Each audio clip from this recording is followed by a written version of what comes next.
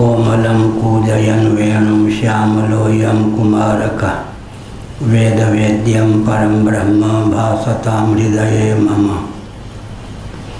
कूजन्तं राम रामेति मधुरं मधुराक्षरम् आरुह्य कविता शाखां वन्दे वाल्मीकिकोकिलं। निगमकल्पतरोर्गलितं फलं शुकमुखादमृतद्रवसंयुतं पिबत भागवतं रसमालयं मुहुर्हो रसिका भुवि भावुकाः। तृणादपि सुनीचेन तरोरपि सहिष्णुना अमानिना मानदेना कीर्तनीय सदा हरि। नारायणाखिल गुरो भगवन् नमस्ते शिवाय नमः शिवलिंगाय नमः। तन्मे मनः शिव संकल्पमस्तु सर्वे भवन्तु सुखिनः। श्री राम जय जय राम। श्री राम जय राम। धर्म की अधर्म का प्राणियों में विश्व का गौमाता की गोहत्या भारत सर्वभूत हृदय धर्म सम्राट श्री स्वामी करपात्री जी महाराज की, श्री जगन्नाथ महाप्रभु की, श्री बलभद्र महाप्रभु की, भगवती सुभद्रा देवी की, श्री गोवर्धन नाथ की। हर हर महादेव। कहाँ चलेगा? 601। इदं तावत् भवान् पृष्ठो व्याचष्टाम्।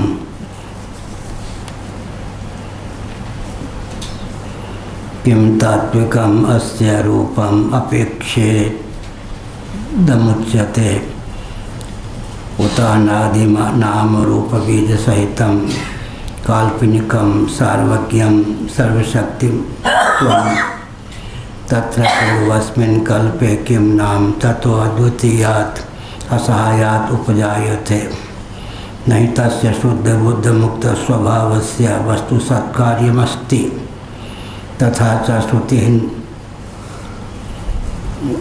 गौ जो है उसको नौ कर देना चाहिए। न तस्य कार्यम कर्णम से विद्यते। गौ छपा है, नौ कर दे। न तस्य कार्यम कर्णम से विद्यते। स्वाभाविकी ज्ञान वलक्रिया च श्वेतासुतर इति उत्तरस्मिंस्तु कल्पे यदि कुलालादिवत् अत्यंत व्यतिरिक्त सहकारी कारणाभावात् अनुपादानत्वं साध्यते तथा क्षीरादिभिर्व्यभिचारः तेऽपि हि बाह्यचेतनादि कारणानपेक्षा एव कालपरिवासवशेन स्वत एव परिणामान्तरम् आसादयन्ति। नारायण।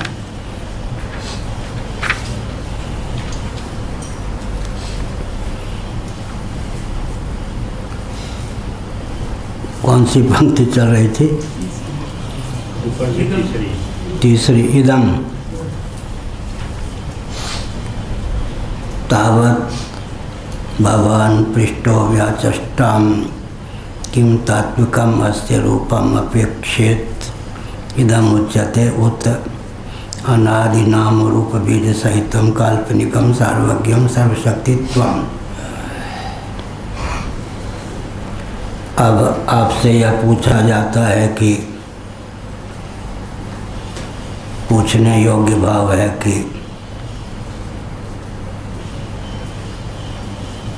यह जो ब्रह्म तत्व है उसका तात्विक रूप है सर्वज्ञता सर्वशक्तिमत्ता अथवा अनादि जो बीज रूपा विद्या है उसके योग से ही परमात्मा में ईश्वरत्व की प्रसक्ति है। यह अभिप्राय है।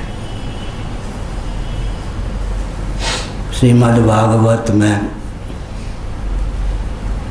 वसुदेव जी का वचन है त्वयीश्वरे ब्रह्मणो विरुध्यते। हे प्रभु, कुछ महानुभाव आपको अक्रिय कहते हैं, कुछ श्रुतियाँ आपको अभिप्रिय विज्ञान घन कहती हैं, निर्गुण निष्क्रिय आदि शब्दों से आपको द्योतित करती हैं, आपके स्वरूप का प्रतिपादन करती हैं। कुछ उत्पादक पालक संहारक वचन भी शास्त्रों में हैं, लेकिन मेरी बुद्धि दोनों प्रकार के वचनों को सुनकर या पढ़कर डमाडोल नहीं होती, क्योंकि आपका एक ईश्वर रूप है, एक ब्रह्म रूप है। तो ईश्वरे ब्रह्मणि नो विरुध्यते। ब्रह्म को ईश्वर कब कहते हैं? जब वो माया शक्ति से युक्त हो जाता है, उपहित हो जाता है या विशिष्ट हो जाता है। ब्रह्म शक्ति रेव प्रकृति ही, निरालंबोपनिषद के अनुसार ब्रह्म की शक्ति का नाम ही प्रकृति है।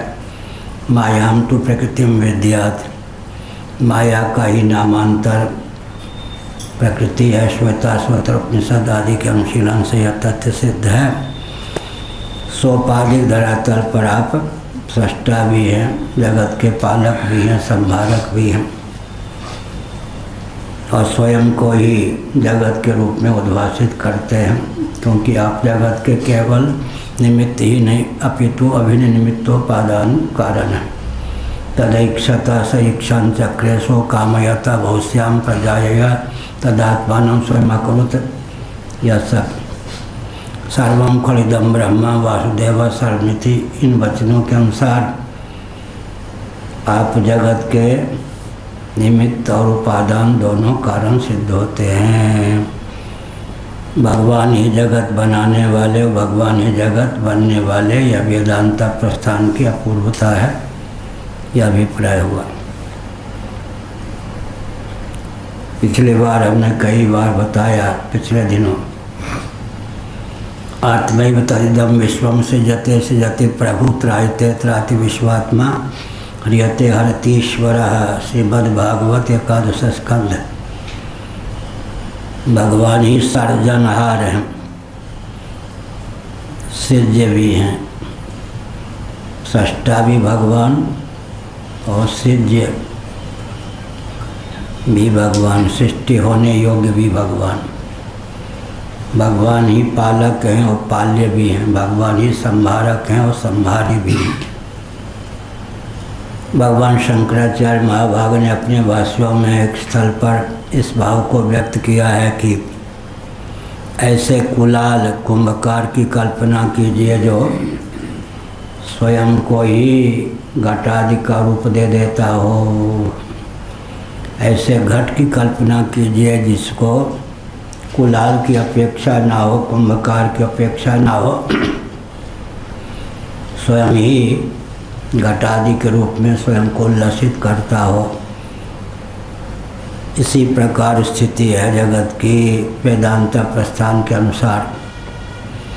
भगवान जगत बनाते भी हैं, जगत बनते भी हैं, कर्ता भी भगवान और कर्म भी भगवान। क्रिया कारक फल तीनों रूपों में भगवान ही उल्लसित हैं, विलसित हैं। कहाँ लिखा है? गीता 4वां अध्याय। ब्रह्मार्पणम ब्रह्म हविर्ब्रह्माग्नौ ब्रह्मणाहुतम ब्रह्मैव तेन गंतव्यम ब्रह्म कर्म समाधिना। व्याकरण के दृष्टि से कर्ता कर्म फल तीनों रूपों में भगवत तत्व ही उल्लसित है, ब्रह्म तत्व ही। ऐसा भाव भाष्यकार भगवान शंकराचार्य महाराज ने व्यक्त किया। तो जगत विलक्षण है, तो तात्विकी अभिव्यक्ति है या काल्पनिकी, इस पर विचार किया गया। इदं तावद् भवान् पृष्ठो व्याचष्टां किं तात्विकम् अस्य रूपम् अपेक्ष्य इदम् उच्यते उत अनादि नाम रूप विसहितं काल्पनिकं सार्वज्ञं सर्वशक्तिमत्वम्। अनादि नाम रूप बीज सहितम, अनादि नाम रूप बीज सहित, नाम रूपों की, नाम और रूप की जो बीजावस्था है उसी को विवक्षावसात अविद्या कहते हैं, उसी को माया भी कहते हैं। भगवान की शक्ति का नाम है माया, और जीव के लिए वह हो जाती है अविद्या। पहले चिक लगाते थे ना, पर्दा, अंदर वाला बाहर वाले को देख लेता था, बाहर वाला अंदर वाले को नहीं देख पाता था। ऐसे ही शीशा एक लगाते हैं, अंदर वाले बाहर वाले, अंदर वाला बाहर वाले को देख ले, बाहर वाला अंदर वाले को ना देखे। इसी प्रकार एक ही शीशा जैसे विद्या और अविद्या दोनों है एक प्रकार से, अभिव्यंजक भी है और आच्छादक भी है। बाहर वालों के लिए अविद्या रूप है, दर्शन में अवरोधक है, अंदर वालों के लिए विद्या रूप है। ऐसे ही एक ही माया शक्ति ईश्वर के लिए तो माया है, जीव के लिए अविद्या हो जाती है। इसी को विभाग पूर्वक पंचदशी कार ने दिखाया। विशुद्ध सत्वगुण प्रधाना प्रकृति का नाम माया है, मलिन सत्वगुण प्रधाना प्रकृति का नाम अविद्या है। जीव की उपाधि अविद्या है, ईश्वर की उपाधि माया है। या तो भगवान में भी सृष्टित्व इत्यादि मायिक सिद्ध हैं या स्वभाव से सिद्ध हैं।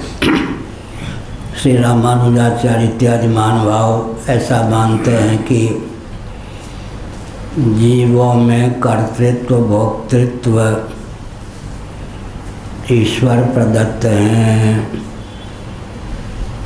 औपाधिक नहीं। तो जो प्रश्न जीव को लेकर किए गए वो ईश्वर को लेकर प्राप्त हो जाते अंत में। क्या एक सर्प यहाँ आया, किसी ने ऐसे उछाल दिया, सामने वाले पे डाल दिया, वो तो वहाँ तो पहुँच ही गया। एक मच्छर को यूँ कर दिया किसी ने, मच्छर ने दूसरी जगह जाकर अपना काम शुरू कर दिया। तो बचने की बात यह हुई कि जीव में जो कर्तृत्व भोक्तृत्व वह अविद्यक नहीं, ईश्वर प्रदत्त, ईश्वर प्रेरित। ठीक है, अब ईश्वर में जो सृष्टित्व इत्यादि है कि मूलक है, कहेंगे माया शक्ति मूलक है। ईश्वर में कर्तृत्व स्वभाव सिद्ध है या उपाधिक है। तस्य कर्तारपिमाम विद्य कर्तारम अव्ययम चातुर्वर्ण्यम मया सृष्टम। ये सब फिर भगवान क्या करेंगे? भगवान पे कर्तृत्व उछाल के रख दिया। तब प्रश्न उठता है भगवान में जो कर्तृत्व है, सर्जन इत्यादि की क्षमता है, वह तात्विकी है या अतात्विकी, निरुपाधिकी है या सौपाधिकी? अंत में तो यहाँ न सही वहाँ जाके प्रश्न तो बदलेगा ही। तो यहाँ कहते हैं नाम रूप की जो बीजावस्था है उसी का नाम माया है, प्रकृति है, प्रधान है, अव्यक्त है, अविद्या है, कुछ भी कह दें। अंत में जो अविद्या का अर्थ होता है वही माया का अर्थ हो जाता है। प्रक्रिया की दृष्टि से अविद्या जीवों के साथ है, माया भगवान के साथ है, लेकिन अर्थ तो जो अविद्या का अर्थ है वही माया का भी है। माया, माँ माने नहीं, या माने जो, नहीं जो, हो गया। गोपालोत्तर तापनी उपनिषद के अनुसार मैंने कहा माया, माँ नहीं, या माने जो, अविद्या नहीं, अविद्या जो विद्या नहीं, अविद्या। इसका अर्थ क्या हुआ? प्रक्रिया की दृष्टि से तो मलिन सत्गुण प्रधाना प्रकृति का नाम अविद्या है, विशुद्ध सत्गुण प्रधाना प्रकृति का नाम माया है। अविद्या निबंधनात्मिका है, विद्या निबंधनात्मिका नहीं। प्रभु प्रेरित तहि व्यापै विद्या, विद्या अपर अविद्या दो।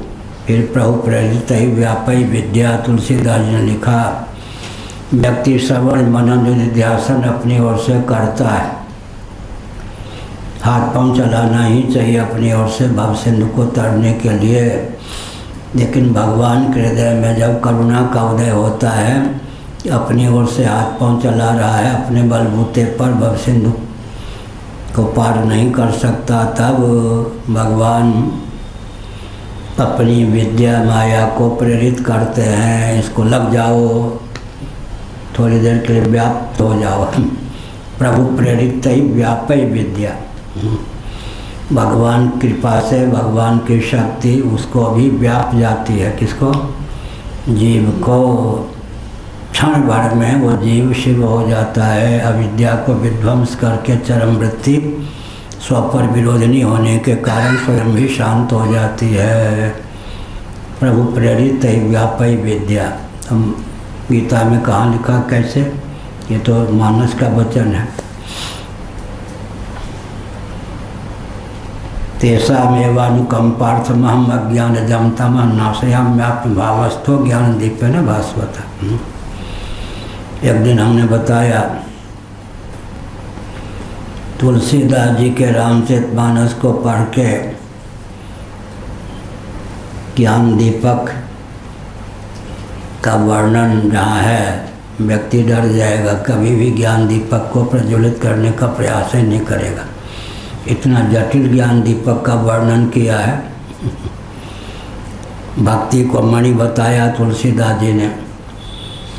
मणि से जो प्रकाश की अभिव्यक्ति होती है, उसको तो हवा से कोई खतरा नहीं है। हमने मणि का दर्शन किया है बचपन में। घर के पूर्व दिशा में एक अमरूद का पेड़ था। रात के लगभग 2 बजे एक मणिधर सर्प आता था, जिसकी लंबाई कम से कम 5 फीट थी। पतला होता था, लेकिन वह अमरूद के वृक्ष के नीचे चारों ओर जो दूर्वा होती थी, वहाँ कुछ कीड़े होते थे, उनको चुगने के लिए आता था, लेकिन वो मुंह से मणि को निकाल देता। उसके प्रकाश में उसको अपना आहार मिल जाता, उसको चट कर जाता, फिर मुंह में मणि को लेकर के चंपत हो जाता। हमारी चाची जी लगभग 1:30 बजे 2 बजे उठती कभी, तो उस सर्प का उनको दर्शन होता। तो मैं तो बहुत छोटी आयु का था, लगभग 10 साल का, अधिक से अधिक, या 10 साल का। तो मेरी चाची जी ने कहा कि बाहर से भले ही हम लोगों के पास धन नहीं के बराबर हो, लेकिन हम लोग बहुत भाग्यशाली हैं कि हमारे यहाँ मणिधर सर्प आता है रोज। मणिधर सर्प तो रात के 12 बजे तक मैं पढ़ता था, छोटी आयु में भी, और रात सुबह 5 बजे से फिर पढ़ता था, अभ्यास मेरा था। लेकिन वो दिन जानबूझ करके 2 बजे तक जगा रहा। तो मैंने देखा कि सचमुच में मणिधर सर्प आया। उसने मणि को बाहर निकाल कर उसके प्रकाश में, इतनी दूर तक प्रकाश की गति थी, चतुर्दिक अपना आहार लिया, पेट भर गया होगा, मणि को मुख में लेकर चंपत हो गया, अदृश्य हो गया। बच्चे थे, अपने साथियों को बताया। भूप नारायण जी आदि, बहुत से चल बसे होंगे। 62 साल हो गए जन्मभूमि से चले हुए, बहुत से जीवित होंगे। नाम हम भी 1-2 का ही याद स्मरण। हमने कहा, बच्चे तो थे, उन लोगों ने कहा सुनो, एक टोकरी ले लेंगे, उसमें गोबर भर लेंगे, छिप जाएंगे। जब वो सर्प आएगा, मणि को उगल देगा, उसका मुख उसके प्रकाश में दूसरी ओर हो जाएगा। कीड़े को चुनने में उस समय गोबर मणि पे डाल देंगे। मणिधर सर्प पटक पटक कर मणि के बिना मर जाएगा। तो हमने कहा आगे क्या होगा? तो सर्प मर जाएगा, उसको फेंक आएंगे, मणि ले लेना तुम। हमने कहा तुम हमको मार के फिर मणि ले जाओगे। तुमको मार करके कोई डाकू ले लेगा, मरने की इसलिए तुमको व्यर्थ मैंने बताया, ऐसा उपद्रव बिल्कुल नहीं। तो हमने कहा इसी प्रकार से मणिधर सर्प, तो मणि में जो स्वभाव से प्रकाश है उसको वायु आदि से खतरा नहीं, लेकिन ज्ञान दीपक को तो खतरा है।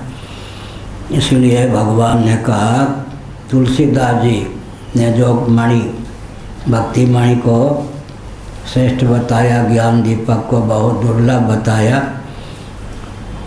उसका अभिप्राय ज्ञान दीपक का नाम सुनकर डराने में नहीं था।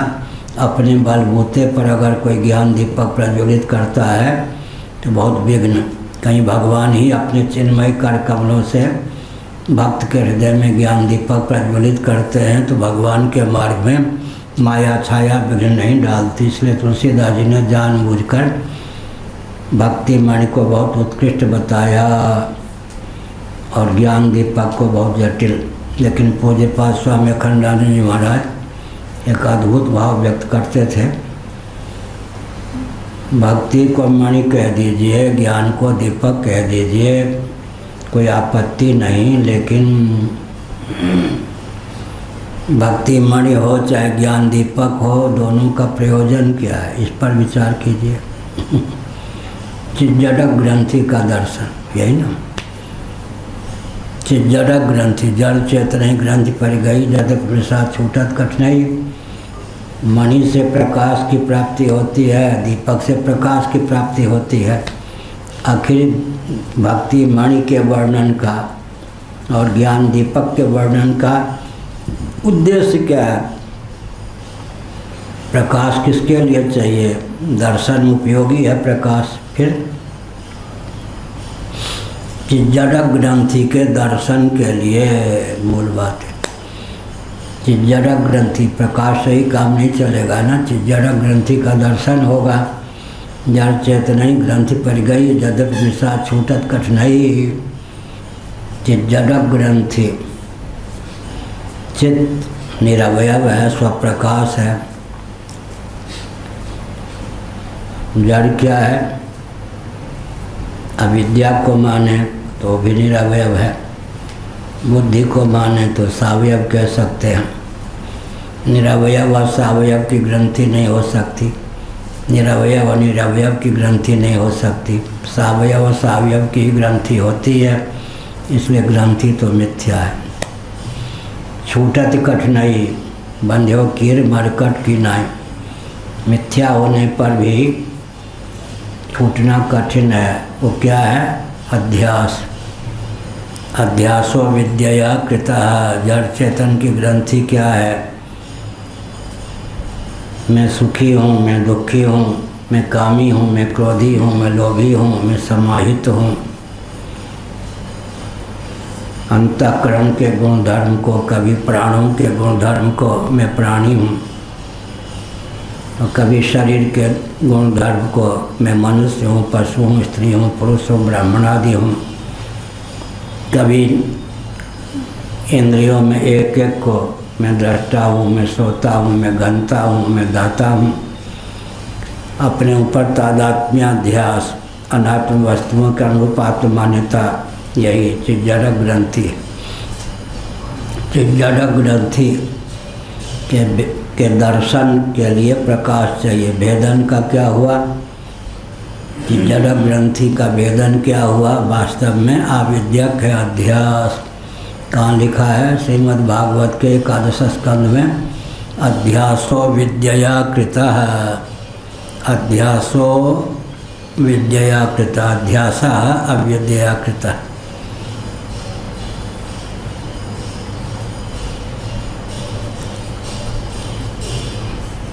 इदं तावद् भवान् पृष्टो व्याचष्टां किं तात्विकम् अस्य रूपम् अपेक्ष्येदम् उच्यते उत अनादि नाम रूप बीज सहितम।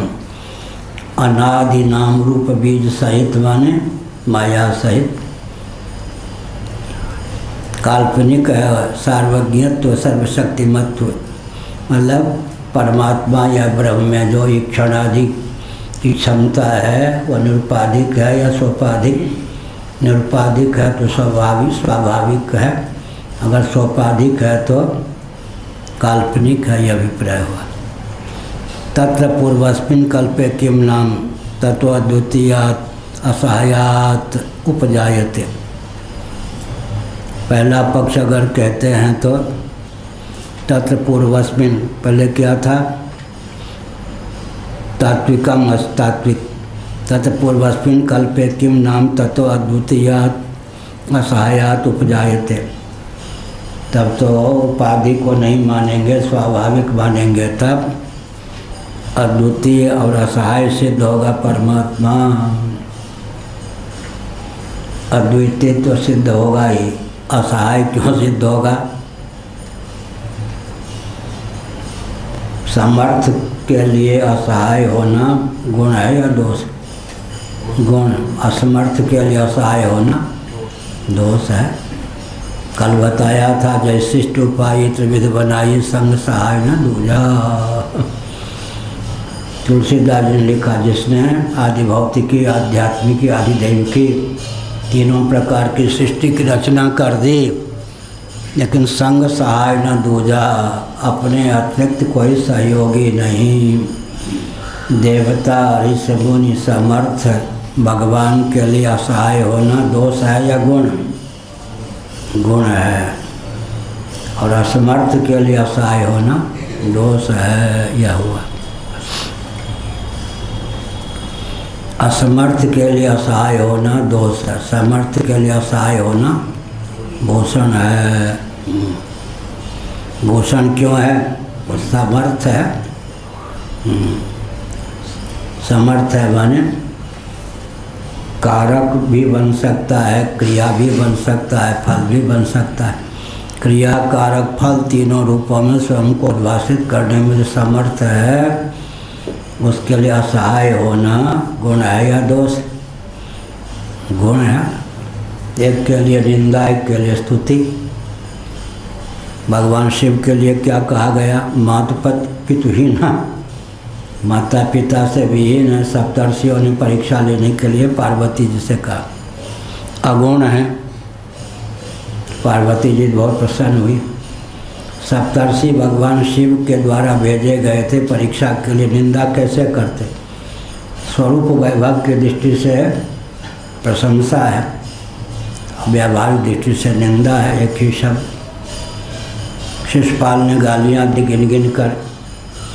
अब श्रीधर स्वामी के लिए समस्या बन गई। भगवान को जो गालियाँ दी गईं, उन गालियों का मैं भाष्य के माध्यम से अनुवाद करूँ तो मुझे तो पाप लगेगा। तो उन गालियों का उन्होंने प्रशंसा परक अर्थ कर दिया। भगवान अगुण है, ठीक ही है। जीव के लिए अगुण दोष है, भगवान के लिए अगुण होना भूषण है। नाम रूप रहित हैं, यह भी प्रशंसा है। भगवान माता पिता से रहित हैं, यह भी प्रशंसा ही है। तो यहाँ पर कहा कि तब तो भगवान असहाय होंगे। असहाय होने पर अगर निरुपाधिक मानते हैं तो भगवान असहाय होंगे। असहाय माने अद्वितीय ही सिद्ध होंगे। जो अद्वितीय होता है उसका सहयोगी कौन होगा? मैं तो अकेले हूँ, रहिए। नहीं तस्य शुद्ध बुद्ध मुक्त स्वभाव से वस्तु सत्कार्यमस्ति तथा च श्रुति न तस्य कार्यम करणम च विद्यते इति। कहते भाई वो नित्य शुद्ध बुद्ध मुक्त स्वरूप भगवान हैं, इसलिए उनको क्या किसी सहयोग की अपेक्षा नहीं। उनमें जो सर्वज्ञता इत्यादि है वो तो माया शक्ति जो स्वाभाविक है उसके योग से है। न तस्य कार्यम करणम च विद्यते इति। न तस्य कार्यम करणम च विद्यते स्वाभाविकी ज्ञानवलक क्रिया च। न तस्य कार्यम, उसका कोई कार्य भी नहीं। करणम च विद्यते, कारण भी नहीं। कार्यकरण कर्तृत्व हेतु प्रकृति रुच्यते पुरुषा सुख दुखानां भोक्तृत्व हेतु रुच्यते। न तस्य कार्यम करणम च विद्यते। करणनिष्ठ क्रिया के योग से कार्य की निष्पत्ति होती है। करणनिष्ठ क्रिया के योग से कर्ता के द्वारा विधिवत विवेकपूर्वक प्रयुक्त कर्मनिष्ठ क्रिया के योग से कर्तृत्व की निष्पत्ति होती है, कार्य की सिद्धि होती है। कर्मनिष्ठ कर्तृत्व है, स्वभावता नहीं। कहाँ लिखा है? विज्ञानमयाधिकरणम तक्षाधिकरणम, इन सब ब्रह्मसूत्र में। तक्षाधिकरणम, कर्त्राधिकरणम, विज्ञानमयाधिकरणम। लेखनी की उपाधि से किसी का नाम लेखक है, पाठ की उपाधि से नाम हो गया पाठक, लेखनी की उपाधि से नाम हो गया लेखक। परमात्मा में जो कर्तृत्व है वो कर्मनिष्ठ है, अर्थात कर्ण प्रयुक्त है। यह अधिष्ठानम तथा कर्ता कर्णम च पृथक विधम विविधा से पृथक चेष्टा दैवं चैवात्र पंचमम। किसी भी कार्य की सिद्धि के लिए 5 हेतु होते हैं। अधिष्ठान चाहिए, आधार, कर्ता चाहिए, करण चाहिए, करणगत विविध चेष्टा चाहिए, और दैव माने अनुग्राहक देवता या फिर अनुकूल प्रारब्ध चाहिए।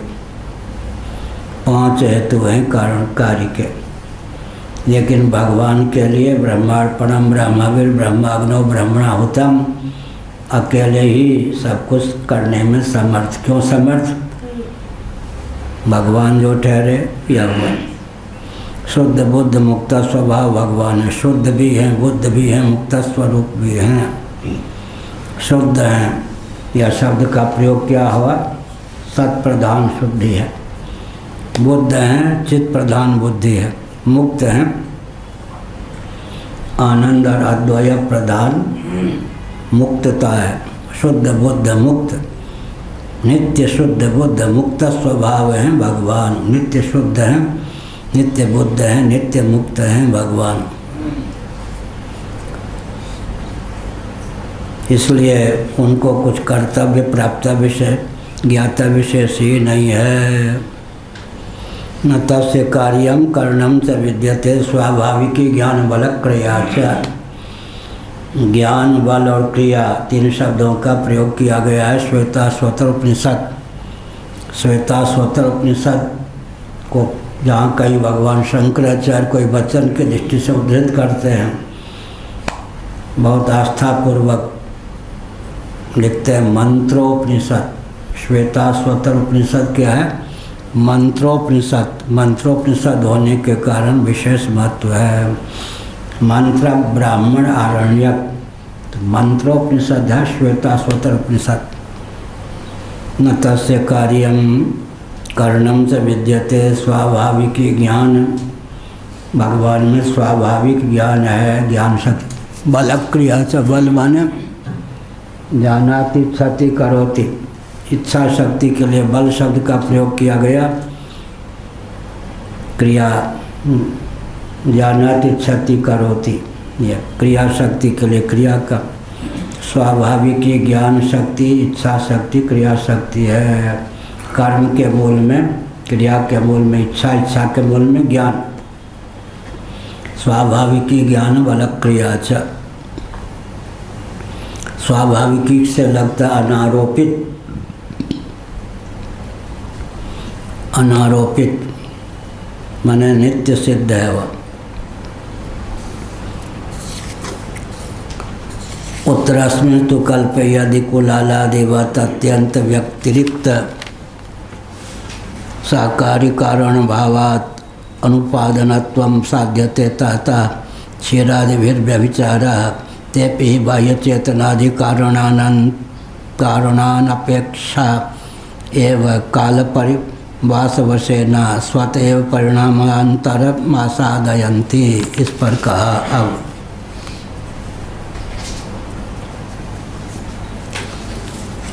उत्तरस्मिन् कल्पे, उत्तरस्मिन् कल्पे का मतलब जो पहला पक्ष दिया उसके अतिरिक्त जो दूसरा पक्ष है, किम तात्विकम अस्य रूपम अपेक्षा इदम उच्यते उत अनादि नाम रूप बीज सहितम। औपाधिक है या स्वाभाविक, इसलिए उत्तर कल्प में। उत्तर कल्प माने दूसरा जो पक्ष रखा था भगवान भाष्यकार ने उस दृष्टि से, यदि कुलालादिवत अत्यंत व्यतिरिक्त सहकारी कारणाभावात् अनुपादनत्वं साध्यते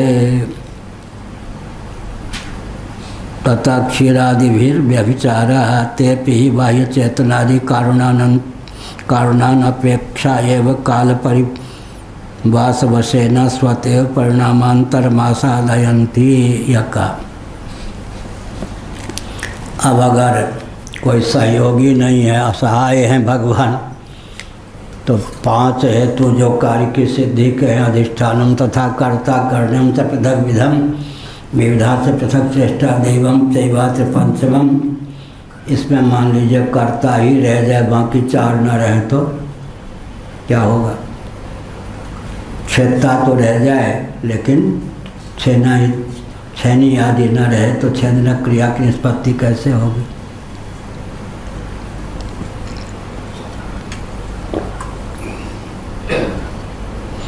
तब तो ऐसे हुआ कि कुलाल बने कुंभकार,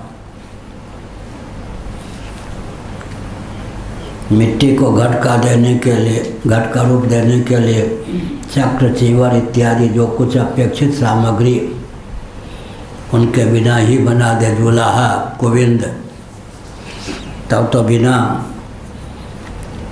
सामग्री के ही केवल सूत को वस्त्र का रूप दे दे, ऐसा तो नहीं होता। या स्वयं को ही वस्त्र का रूप दे दे, ऐसा तो नहीं होता है। कार्य की सिद्धि के लिए अपेक्षित करण तो चाहिए, करणगत चेष्टा भी हो, करण ही हो, करणगत चेष्टा ना हो तो लेखनी तो हो, लेकिन लेखनी में हलचल उत्पन्न न हो तो लेख की सिद्धि कैसे होगी? करण भी चाहिए, करणगत चेष्टा भी चाहिए। अधिष्ठानम तथा कर्ता, हमने पहले बताया था, रेल की दुर्घटना हो गई, कहीं जांच कमीशन बैठाई गई, जांच कमीशन के सदस्य को अगर गीता के इस श्लोक का ज्ञान है तो, न भी ज्ञान हो तो प्रशिक्षण के बल पर तो आजकल होता है, गीता के इस श्लोक का ज्ञान है तो बहुत अच्छा है। डब्बेगत या पटरीगत त्रुटि के कारण तो दुर्घटना नहीं हुई। अधिष्ठानम तथा कर्ता, ड्राइवर के चालक के प्रभाव से तो दुर्घटना नहीं हुई। कर्णम च पृथक विधम, ब्रेक आदि फेल हो जाने के कारण तो दुर्घटना नहीं हुई। आंधी, तूफान, कोहरा, घनघोर बारिश, इन सब दैवी प्रकोपों के कारण तो दुर्घटना नहीं हुई। तो इस प्रकार से जो 5 हेतु को जानता है, व्यवहार में भी सर्वत्र समर्थ होता है। कहाँ? व्यवहार में भी। दर्शन शास्त्र का व्यवहार उपयोग भी होना चाहिए ना। पढ़ाते समय दार्शनिक और व्यवहार में अनारी, फिर दर्शन का लाभ क्या हुआ? क्या प्रायः लोग दार्शनिक को अनारी समझते, क्योंकि वो पढ़ाते समय दार्शनिक होते हैं, व्यवहार में दर्शन के माध्यम से जो ज्ञान विज्ञान प्राप्त है प्रयोग करना जानते नहीं पढ़ाते समय। नहीं तो दर्शन शास्त्र के प्रोफेसर तो सबसे ऊंचे माने जाए, बिल्कुल नहीं व्यवहार में ये दार्शनिक हैं। शैलेंद्र पांडे जी थे, बनमहरा डिग्री कॉलेज के विभागाध्यक्ष दर्शन विभाग के। एक बार उन्होंने कहा, महाराज हम लोगों को तो दार्शनिक है कोई गिनता ही नहीं है कुछ व्यवहार। घर के भी लोग कह देते दार्शनिक आप हैं महाराज, आप क्या जाने पिताजी। हमको बुद्ध ही समझते हैं लोग। दार्शनिक और वैदिक, हाँ वैदिक को भी व्यवहार में कोई कुशल नहीं मानता है, वैदिक। तो अरे वहाँ एक बार वो आ गए शैलेंद्र पांडे जी, तो हम पढ़ा रहे थे, आके बैठ गए, जैसे लगता था मच्छर काट रहे हो। एक दिवाकर जी थे, वो भी आ गए। एक बार प्रवचन सुनने स्वामी खंडानंद, ये तो पढ़ाते समय आ गए शैलेंद्र पांडे, मच्छर काट रहा हो। तो हमने कहा क्या बात है? तो लेक्चर देने वाले जो होते हैं ना वो तो जितना आता है बोल दो। अब यहाँ तो एक एक शब्द पर हो आ गया तो एक एक अक्षर पर विचार होता है। यह जो पढ़ाने की क्षमता है परंपरा से, वो तो प्रोफेसर आदि को पसंद नहीं। उनको तो जितना आता है बोल दो। एक एक अक्षर पर एक एक शब्द पर विचार थोड़े होता वो। तो दर्शन शास्त्र के लेक्चरर आदि को तो इस प्रकार के पाठ में मन लगेगा नहीं, दोबारा नहीं आए। ऐसे ही एक बहुत बड़े शास्त्रीय संगीत के मर्मज्ञ संत रहते थे वृंदावन में।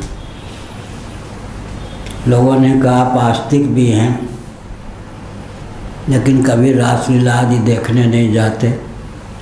उन्होंने कहा कि मैं आस्तिक तो हूँ, एक बार गया था फिर नहीं जाता। क्यों?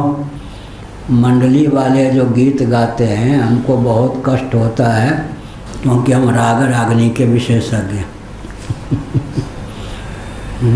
अद्भुत रामायण पढ़िए क्या हुआ। नारद जी के हाथ में क्या रहता है? वीणा देखे कभी? वीणा रहती है, अपना तान छेड़ देते थे। एक बार जा रहे थे तो 50 सुंदरियाँ दिखाई पड़ी, किसी के नाक कटे हुए, किसी के हाथ कट। फिर ये सब क्या है? तुम्हारे मारे हुए मैं हूँ, मैंने क्या अपराध किया? हम राग रागनियाँ हैं, तुमको राग रागनी का ज्ञान नहीं है, बस वीणा पर गाते रहते हो। या तुम्हारे द्वारा हमारी दुर्दशा हुई। अरे अरे तो बड़ा अपराध बना। फिर सरस्वती भगवती के चरणों में जाओ, उनसे राग रागनी सीखो, तब हम सुरक्षित रहने। तुम्हारे मारे हुए हम सब तुमने हमको मार दिया राग रागनी। ऐसे ही तो यहाँ पर कहा भगवान जो हैं संग सहाय न दूजा, सर्वज्ञ हैं, सर्वशक्तिमान हैं। मायोपाधिक होने के कारण तब वह और कोई बाहरी सहयोगी ना होने पर भी सारा काम कर लेते हैं, सहयोगी की अपेक्षा नहीं। पहले ही मैंने कहा जैसे उपाय त्रिविध बनाई, संग सहाय न दूजा। इसलिए एक थे, अब तो सुना है कि शरीर पूरा हो गया, दाह भी हो गया शरीर का, गंगाधर मिश्र जी। हम तो नए आए थे, यहाँ शंकराचार्य हुए थे।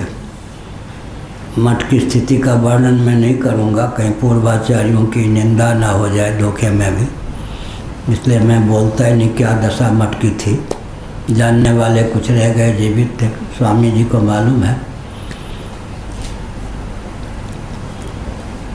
तो गंगाधर, किसी ने कहा गंगाधर मिश्र जी और स्वामी मठ चलाने में अच्छी भूमिका उन्होंने प्रस्तुत की, उनको थोड़ा कहिए तो वो सहयोगी बनेंगे। उन दिनों पुरी में भी लोग हिंदी प्राय नहीं जानते थे, बहुत कठिनाई थी 30 साल पहले। गंगाधर मिश्र जी को बुलाया गया, बोला, अब उन्होंने समझा। एक है पप्पू कोई, वो कहीं बोला कि पुरी के शंकराचार्य तो मेरे रबर स्टैंप हैं, बताओ। पुण्य की पूंजी जल जाती है ना। देवराज इंद्र विवेकी हैं, वो कैसे कहेंगे कि पुरी के शंकराचार्य मेरे रबर स्टैंप हैं? क्या मैं छलबल से शंकराचार्य थोड़े बना हूँ? मेरा तो ब्रह्मलोक में भी सम्मान है, नागलोक में भी सम्मान है, इंद्रलोक में भी सम्मान है। वैसे थोड़े मैं बना हूँ छलबल से। इंद्र भी नहीं कह सकते, ब्रह्मा भी नहीं कह सकते पुरी के शंकराचार्य मेरे रबर स्टैंप हैं। गंगाधर में जी चेक लाते थे, अमाउंट नहीं लिखते थे, बिना राशि के आप हस्ताक्षर कर दीजिए, तब समझेंगे कि आप मुझ में विश्वास रखते हैं। उन घाटियों को मैंने पार किया। एक बार नीचे थे, किसी से बात करें, मैंने बोलवा शंकराचार्य को ज़रूरत हो तो मेरे पास आके बात करे, उसके बुलाने पर मैं जाऊंगा। घर में कोई पूछता नहीं था, शंकराचार्य हो गए खिलौने। मैं जब आऊँ चमकते हुए लोटे में पानी भरा रहना चाहिए। हमने सोचा ठीक। उसके बाद उन्होंने उपयोगिता दिखा के वो आना बंद कर दिया। प्रतीक्षा करें क्या बुलाए जाएंगे। पूर्णचंद महापात्र को गुरु मानते थे वो आए। गंगाधर के बिना कैसे काम चलेगा। हमने कहा कि धर्म ईश्वर के बिना काम नहीं चलेगा, बाकी सब के बिना चलेगा। किसी का अपमान नहीं, लेकिन किसी को गुमान हो फिर धर्म ईश्वर के बिना काम नहीं चलेगा। बाकी कोई भी, सबका सम्मान है। कोई भी अगर बीच में सोचे कि हमने टांग दिया, मेरे बिना काम नहीं चलेगा, ये नहीं। सुबह 5 बजे हम नहीं रहे। राधेश्याम खेमका जी माघ महीने में शिविर में आ जाते थे। सवा घंटे 1 घंटा भर बोलते रहते थे। पूर्वाचार्य महाराज के द्वारा प्रेरित होकर आए एक बार। अब बचपन से बाबा हैं, पढ़ने लिखने वाले हैं, मठ क्या चला सकते हैं आप। हमने कहा जिन्होंने मठ दिया उनसे पूछिए। नहीं फिर बोले सवा घंटे ले जाए। एक दिन हमारे आ गए, ताऊ क्या किससे बात करते हो। वो हमारा रूप देख के घबरा गए। हमने कहा किससे बात करते हो। सप्तद्वीपा मेदिनी पर मैंने 50 बार शासन किया है क्षत्रिय होकर के। किससे बात करते हो। कभी इंद्र होकर मैंने इंद्रलोक में शासन किया, किससे बात करते हो। उसको हुआ कि कोई भूत प्रेत आ गए। फिर मैंने कहा कभी ब्रह्मा होकर के मैंने ब्रह्मलोक में शासन किया है, किससे बात करते हो। एक मठ चलाने की बात। 7 द्वीपों वाली पृथ्वी पर मैं कई बार चक्रवर्ती राजा होकर के शासन कर चुका हूँ, किससे बात करते। उसके बाद वो जहाँ देखे हाथ जोड़े। हमने कहा यही इसकी दवा थी। झूठ कहा भी नहीं। इसलिए कहा वहाँ कोई सहाय की आवश्यकता नहीं। सिद्ध जो होते हैं वो लीला पूर्वक किसी को सहयोगी बनावें तो अपना हो भाग्य समझना चाहिए। दूसरी बात है कि जिनको जिनको सहयोगी होना होता है वो सब वहीं से आते हैं। क्या ब्रह्मा जी जो है ना, भगवान जब अवतार लेना चाहते हैं ब्रह्मा जी सारी व्यवस्था करते हैं। क्या करते हैं, जिसको जिसको सहयोगी कार्य की सिद्धि में होना है सब वहीं से निश्चित होके आते हैं। ऐसे ही ये सब आएगा। क्या मतलब हुआ, जो लक्ष्य है उस लक्ष्य की पूर्ति में जिनको जिनको भगवान ने निमित्त बनाया है वो सब तो आएंगे ही, मिलेंगे ही। इसलिए अगर कोई कहता है मैं बहुत कुछ कर लेता अगर सहयोगी मिलते, क्या करूं, लोगों ने साथ नहीं दिया, समझिए कि उसके द्वारा वो कार्य भगवान को कराना ही नहीं था। कोई अगर रोना रो दे, कोई साथ नहीं देता, मैं क्या करूं। अरे भाई, आपको जिस कार्य में निमित्त बनाया है भगवान ने, उस कार्य में जब जहाँ जिस सहयोगी की अपेक्षा है वो मिले बिना रह जाए संभव नहीं। इसलिए एक और बात है, सामर्थ्य ही पर्याप्त नहीं, निमित्त भी आवश्यक है। 2-3 बार हमने बताया, इसलिए बताया कि बहुत महत्वपूर्ण चीज़ है। कितने गया, कहाँ गया वो। चलो कागज यही रख लें।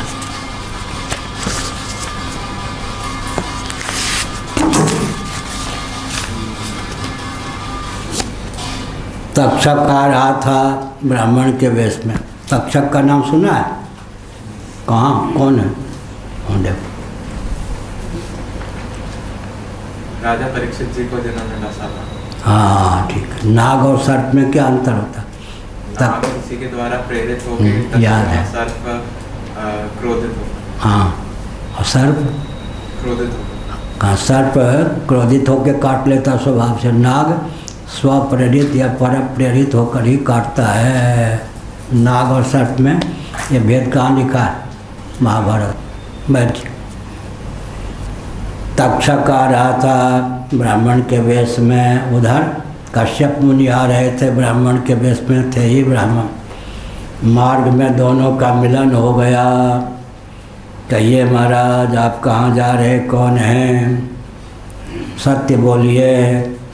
तक्षक ने कहा मैं तक्षक नाग हूँ। कश्यप जी ने कहा मैं कश्यप हूँ। अब क्या मतलब?